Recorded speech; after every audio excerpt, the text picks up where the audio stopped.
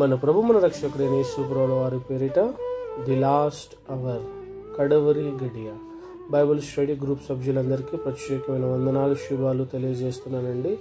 దేవుని మహాకృపను బట్టి మరలా మీ యందు పరిచర్య చేయుటకు దేవుడు బలపరిచిన రీతిని బట్టి మీరు నా యందు ప్రకటన బయలుపరచబడినట్లు ప్రార్థన చేస్తున్న మీ అందరిని బట్టి దేవుని సన్నిధియందు ఎంతగానో సంతోషపడుతున్నానండి. మన ధ్యాన విషయంగా ప్రకటన గ్రంథం 4:2 వేయబడిన సింహాసనానికి చేరడానికి 6 మెట్లు. మొదటి మెట్టు మారు మనసు అనే శీర్షికలో 6 అంశాలలో 4 భాగాలు నేర్చుకున్నామండి. శాస్త్ర నీతి కంటే పరిశీలన నీతి కంటే మీ నీతి అధికము కాని ఎడల మీరు పరలోక రాజ్యంలో చేరరని దేవుని వాక్యం ఖండితంగా చెప్తుంది. కాబట్టి ఆ గుంపులో మనం ఉండకుండాట్లు శాస్త్రంలో పరిశీలన నీతి కంటే మన నీతి అధికముగా కావాలనే ప్రయత్నం 4 అంశాలుగా మనం నేర్చుకున్నాము. ఈరోజు 5వ అంశముగా మత్తయి సువార్త 23:14 వచనం. 23:14 మత్తయి సువార్త. మనుషుల ఎదుట పరలోక రాజ్యమును మూయుదురు, మీరందులో ప్రవేశించు వారిని ప్రవేశింపనీయరు. చూడండి, శాస్త్రులను పరిశీలన దేవుడు చూస్తూ మాట్లాడుతున్నారు ఏంటంటే, ఇదిగో మనుషులు ఎదుట పరలోక రాజ్యం మూస్తారు. మీరు సరే మూసారు కదా, మీరన్నా అందులో ప్రవేశిస్తారంటే మీరు ప్రవేశించరు. ప్రవేశించాలి అని అనుకునే వారిని కూడా వారిని ప్రవేశించకుండా పరలోక ద్వారాన్ని మూస్తారు అని దేవుడు వారితో మాట్లాడుతున్నారు. 5వ అంశం వీరు ఎవరంటే, మనుషులు ఎదుట పరలోక రాజ్యం మూయు నీతిమంతులు వీరు. చూడండి, పరలోక రాజ్యము మనుషులకు ఎలా సాధ్యం మూయడము? పరలోక రాజ్యము మనుషులకు సాధ్యం అవుతుందా దాన్ని మూయడము అని అంటే, మీకు పోయిన మన బైబిల్ స్టడీస్లో నేర్చుకున్నాము. భూమి మీద దేవుని పరలోక రాజ్యం ఏంటి అంటే సంఘము అని నేర్చుకున్నాం. చూడండి, లూకా సువార్త 17:21 వచనం ఏమని సెలవిస్తుందండి? దేవుని రాజ్యము ప్రత్యేకముగా రాదు. ఇదిగో అది అక్కడుంది, ఇది ఇక్కడ ఉంది అంటే నమ్మకండి, అది మీ మధ్యనే ఉన్నది. ఇంగ్లీష్లో ఇన్ యూ అనగా మనలోనే ఉన్నది అని దేవుని వాక్యం సెలవుస్తుంది. అనగా పరలోక రాజ్యము మన మధ్యలోనే ఉన్నది. అనగా సంఘమునకు, ఈ సంఘములో దేవుడు విలువబెట్టి వెలుచు కొనుక్కున్న ఈ సంఘంలోని కంట ఇదిగో ఆ పరలోక రాజ్యాన్ని అంటే వీరు మూస్తా ఉన్నారంట. దీన్ని అర్థం చేయడానికి ఒక ఎగ్జాంపుల్ ఇస్తా, చాలా జాగ్రత్తగా వినండి. ఒక దినాన నేను ఒక పల్లెటూరు ప్రాంతంలో పరిచయం చేయడానికి వెళ్ళానండి. అక్కడ ఒక అన్యంతో సంభాషణ, అంటే ఇంకా ప్రభుని ఎరగలేదేమో అని అనుకుని నేను సువార్త చెప్పడం ప్రారంభించాను.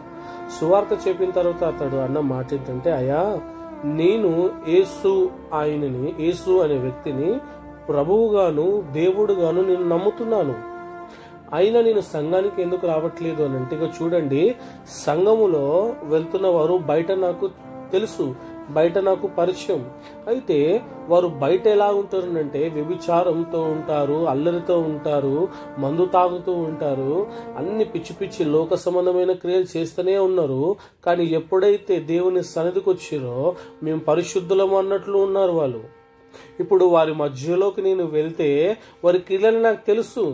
ఇప్పుడు నేను కూడా వారిలాగా మారుతానేమో అని భయం వేసి నేను పోవట్లేదు. ఇదిగో ఎక్కడుంటే ఏముంది, నేను దేవుని నమ్ముకున్నాను కదా అని అంటున్నాడు. చూడండి, వీరంట పరలోక రాజ్యాన్ని మూస్తా ఉన్నారంట. ఎందుకు అంటే, చూడండి, దీన్ని అర్థం చేయడానికి ఒక వాక్యాన్ని మీకు చూపిస్తాను. లూకా సువార్త 11:2 వచనం. ఒక దినాన యేసు ప్రభుల వారి దగ్గరికి శిష్యులు వచ్చి, అయ్యా మాకు ప్రార్థన ఎలాగూ చేయాలో మీరు మాకు నేర్పించండి అని యేసు ప్రభుల వారిని అడుగుతారు. అప్పుడు యేసు ప్రభుల వారు, ఇదిగో మీరు అన్యజనుల వల్ల విస్తారంగా ప్రార్థన చేయకూడదు అని ప్రార్థన ఎలా చేయాలో యేసు ప్రభుల వారు నేర్పిస్తున్నారు. చూడండి, లూకా సువార్త 11:2 ఇలా ఉంది. తండ్రి నీ నామము పరిశుద్ధపరచబడునుగాక అని శిష్యులకు ప్రార్థన నేర్పించాడంట దేవుడు. ఇదేంది? ఈ మాట వినగానే సర్వసాధారణంగా ఇది ఎన్నో దినాల నుంచి క్రైస్తవులు పలుకుతున్న మాట, కానీ దీని అర్థం తెలియలేదు చాలా మందికి. చూడండి, ఇక్కడ ఒక ప్రశ్న, తండ్రి నీ నామము పరిశుద్ధ పరచబడును గాక అని ప్రార్థన నేర్పించాడంటే యేసు ప్రభుల వారి శిష్యులకు. అంటే దేవుని నామం పరిశుద్ధంగా లేదా, దేవుని నామము పరిశుద్ధంగా లేదా, అంటే పరిశుద్ధ పరచబడును గాక అంటే పరిశుద్ధంగా లేదు అనే అర్థం వస్తుంది కదా. అదేంటండి, ప్రకటన గ్రంథంలో దీవారాత్రులు పరిశుద్ధుడు పరిశుద్ధుడు పరిశుద్ధుడు అని ఆయనని కొనియాడుతూ ఉన్నారు కదా. ఇంకో చోట ఇదిగో శరాపులు యెహోవా పరిశుద్ధుడు పరిశుద్ధుడు పరిశుద్ధుడు అని దేవుని వాక్యంలో రాయబడినది కదా. ఆయన నామం పరిశుద్ధ నామమే కదా. మళ్ళీ యేసు ప్రభుల వారు నీ తండ్రి నామము పరిశుద్ధపరచడానికి మీరు ప్రార్థన చేయండి అని నేర్పిస్తున్నాడు. చూడండి, లేవీలకు రాసిన లేవీల గ్రంథము లేవీ కాండము 10:3 మోషే అహరోనుతో ఇలా మాట్లాడుతున్నాడు. ఏమని అంటే, ఇది యెహోవా చెప్పిన మాట, ఇది యెహోవా చెప్పిన మాట, అహరోను విను. నా యొద్ద నుండు వారి యందు నన్ను నేను పరిశుద్ధపరచుకుందును. Praise the lord. చూడండి, దేవుడు ఏమంటున్నారంటే, నా నామము నన్ను నేను పరిశుద్ధపరచుకుంటాను అని మాట్లాడుతున్నాను. అదేంది, దేవుని నామం పరిశుద్ధమైనదే కదా, మరల దేవుడేంటి నన్ను నేను పరిశుద్ధపరచుకుంటానంటున్నాడు అంటే దేవుని నామం అపవిత్రపరచబడ్డదా అని అంటే దేవుని వాక్యము దాన్ని ఖండిస్తుంది. మళ్ళీ దేవుడు తన్ను తాను పరిశుద్ధపరచుకుంటానని ఎందుకు మాట్లాడుతున్నారు?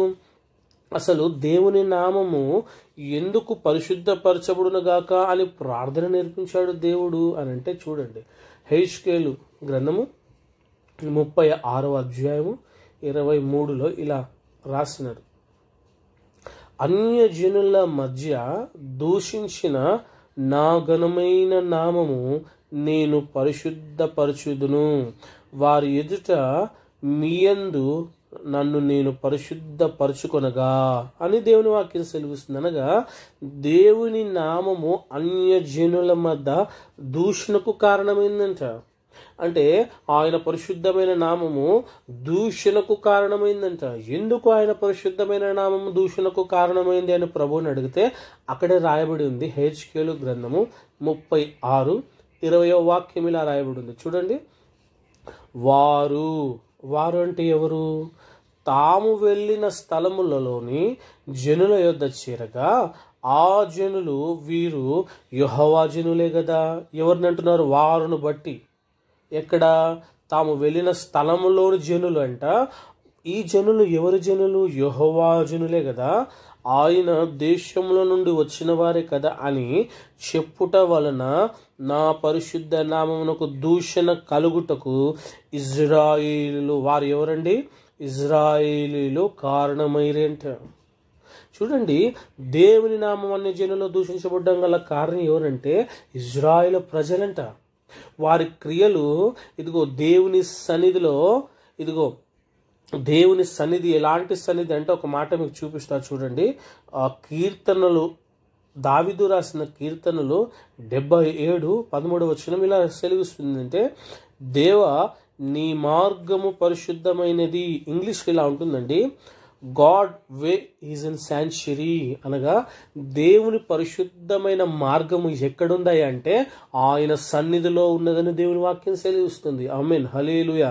అనగా ఈ జనులు దేవుని సన్నిధిలోనే ఉంటూ, ఆయన మార్గంలోనే ఉంటూ, ఇదిగో వారి క్రియలు అన్య జనుల ఎదుట దేవునికి హేళనకరంగా ఉందంట. వీరి క్రియలు చూసినప్పుడు అరే వీరు దేవుని నమ్ముకున్న ప్రజలే కదా, వీరు దేవుని నమ్ముకున్న ప్రజలే కదా అని దేవుని నామాన్ని దూషణకారంగా వీరి క్రియలు ఉన్నాయంట. మీకు అర్థమయ్యే భాషలో చెప్పడానికి ఒక ఎగ్జాంపుల్ ఇస్తే వినండి. ఒక ప్రాంతంలో ఇద్దరు క్రైస్తవులు గొడవ పడుతూ ఉన్నారు. అది ఎంత తీవ్ర స్థాయికి వెళ్ళిపోయిందంటే ఆ గొడవలో ఒకరిని బట్టి ఒకడు ఎలా మాట్లాడుకుంటున్నారు అంటే, ఇదిగో వీరు విశ్వాసులు కాదు, వీరు సంఘ పెద్దలు. సంఘాన్ని ఒక క్రమంలో నడిపించాల్సిన సంఘ పెద్దలు రోడ్డు మీదకి వచ్చి సంత వీధులలోకి వచ్చి గొడవ పడుతున్నారు. గొడవ తారాస్థాయికి చేరి ఎలా మాట్లాడుతున్నారు అంటే, ఇదిగో నీవు నీ భార్య ఉండి కూడా అనేక మంది ఆ స్త్రీల మధ్యలోకి నువ్వు వెళ్ళావు, నువ్వు వారితో క్షీణించావని మాట్లాడుతున్నాడు. ఇంకొక అతను నేనేనా నువ్వు కూడా కదా అని అన్యజనుల మధ్యలో ఇదిగో వీరి క్రియలను బయట పెట్టుకుంటున్నారు. ఇప్పుడు అక్కడ జరిగిన సంఘటన ఏంటంటే వీరు వెళ్ళిపోయిన తర్వాత అరే వీరు సంఘ పెద్దలు కదా, వీరు రోజు రోజు వెళ్ళి ఆరాధన చేస్తారు కదా, మళ్ళా వాళ్ళ దేవుడు వీరిని పాపం చేయకుండా ఆపట్లేదా అంటే వారి దేవుడు వాళ్ళు అంటారంటండి, ఇదిగో మేము 6 దినాలు మేము పాపం చేసిన 7వ దినంలో మేము దేవుని సన్నిధికి వెళ్ళి మేము ప్రార్థన చేస్తే మా పాపాలు కడగబడతాయని చెప్పారంట సాక్ష్యం. వాళ్ళు ఎంత దరిద్రం చూడండి. వీరిని బట్టే కదా దేవుని నామము, పరిశుద్ధమైన నామం, పరిశుద్ధమైన మార్గము ఏమవుతుందండి, దూషణకు కారణమైంది. అందుకనే దేవుడు యేసు ప్రభుల వారు ఆ దేవుడు మనిషి అవతారంగా వచ్చి ప్రకటించిన మాట చూడండి. మత్తయి సువార్త 5వ అధ్యాయం 16వ వచనం, మనుషులు మీ సత్క్రియలను చూచి పరలోకమందున్న తండ్రిని మహిమపరిచినట్లు వారి ఎదుట మీ వెలుగుని ప్రకాశించనీయుడి. ఆమేన్, praise the lord, hallelujah.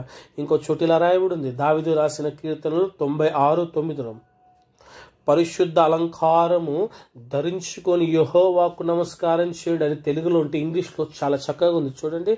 Oh worship the Lord in the beauty of holiness అనగా ఇదిగో పరిశుద్ధత అనే అందమును ధరించుకొని మీరు దేవుని ఆరాధన చేయండి అని దేవుని మార్గం సెలవిస్తుంటుంటే వీరు ఆ దేవుని సన్నిధిలోనికి వెళ్తారు, ఆరాధన చేస్తారు.